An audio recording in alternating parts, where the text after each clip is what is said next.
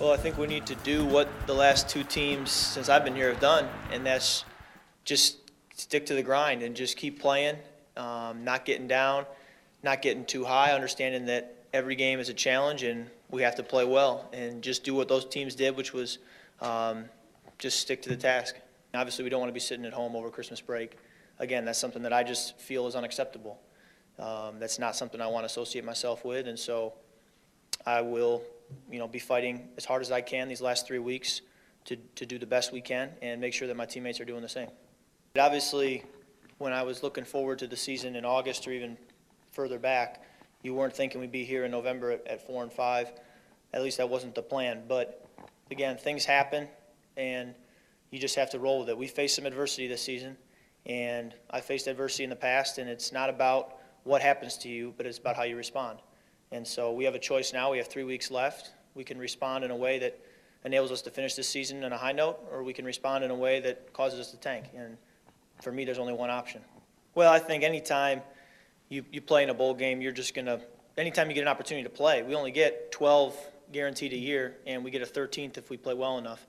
And when you look at all that we do January through August, to only have 13 opportunities to play, it would be pretty silly to not get up for a game. So whatever game we have, as long as we finish the season strong, whatever game we have, we'll be up for it.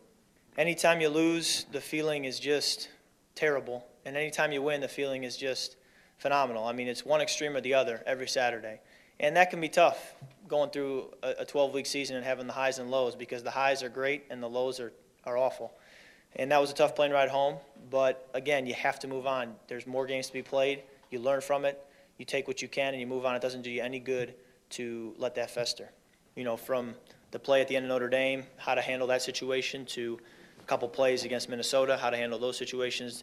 Every game I walk away and I say, I was probably 2 or 3 plays away from really playing a phenomenal football game.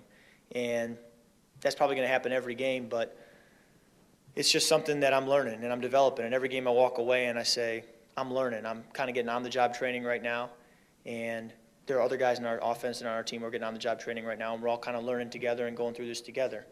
And obviously, that's no excuse for losses. It's still unacceptable.